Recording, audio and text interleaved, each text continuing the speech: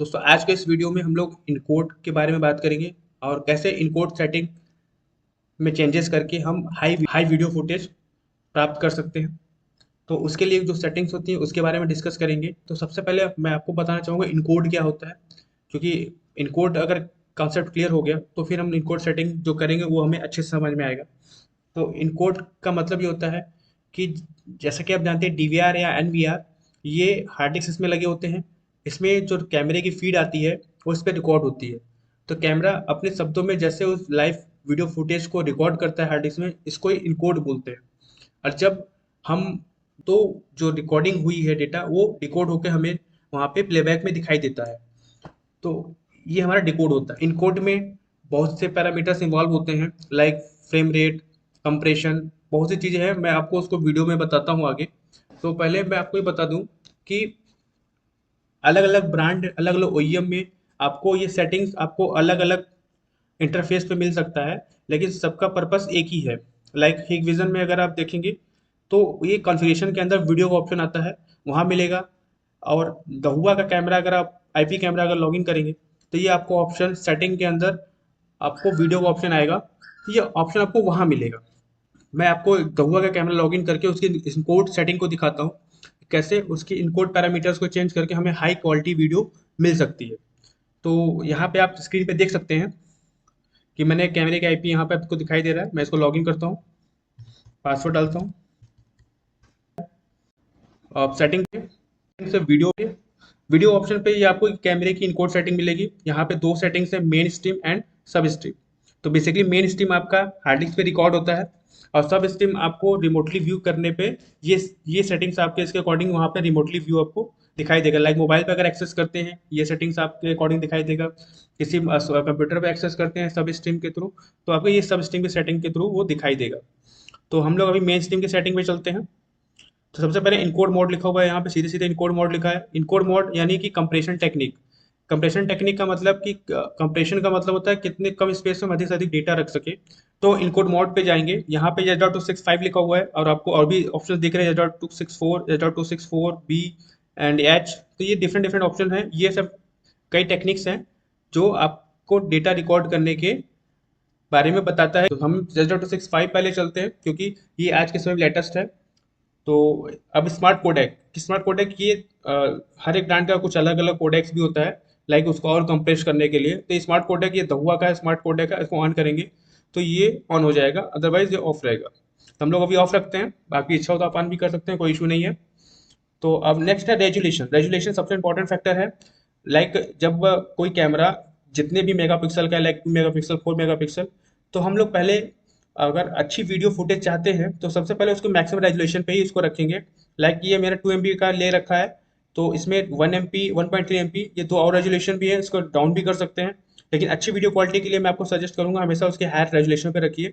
ये आपका 2 मेगापिक्सल के रेजुलेशन पे है, मैंने इसको इसी पर रखा हुआ है। अब उसके बाद आता है फ्रेम रेट।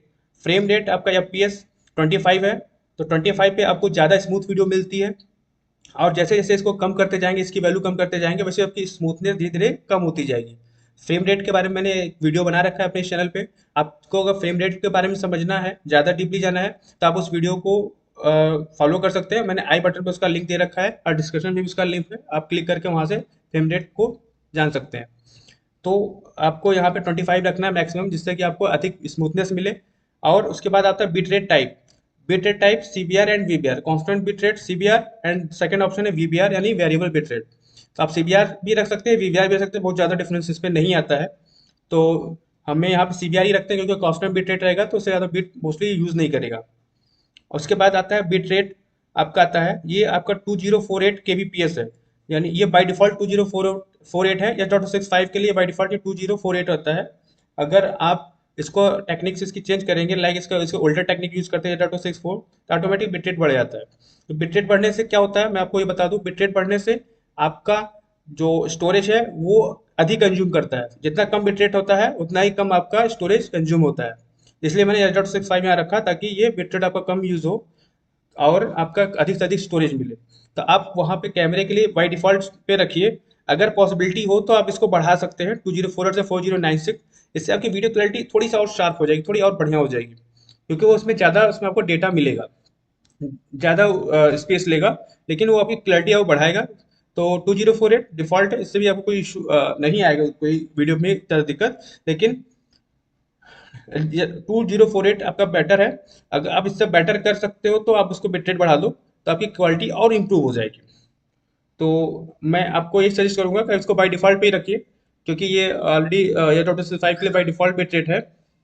अदरवाइज आप इससे बेटर पाने के लिए इसको थोड़ा सा बढ़ा सकते हैं, लेकिन आपका क्या है, स्टोरेज ये ज़्यादा लेगा। उसका आई फ्रेम इंटरवल है 50, इसको बाय डिफ़ॉल्ट रहने दीजिए, इसको कुछ हमें नहीं करना है। उसके बाद आते हैं सब स्ट्रीम पे। सब स्ट्रीम आपका इनेबल है, तो आप इसको रिमोटली व्यू कर सकते हो।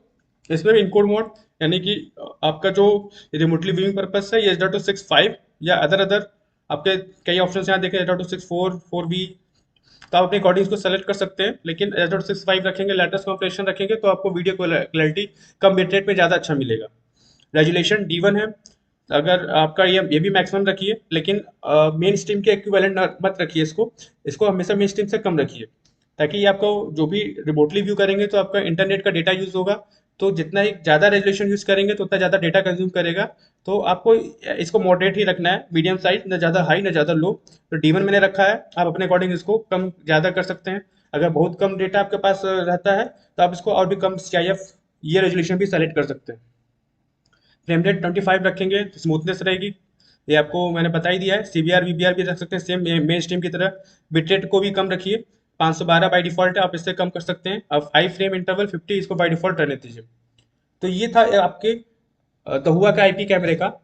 और इसी तरीके से अगर दहुआ का DVR है, तो इसमें आपको ऑप्शन वहाँ डायरेक्ट मिल जाता है कैमरे। जब भी आप लॉगिंग करेंगे तो कैमरे के अंदर इनकोड मोड को, इनकोड सेटिंग का ऑप्शन ही आ जाता है। तो आप डायरेक्ट वहाँ से भी सेम सारे ऑप्शंस आपको DVR भी मिलते हैं।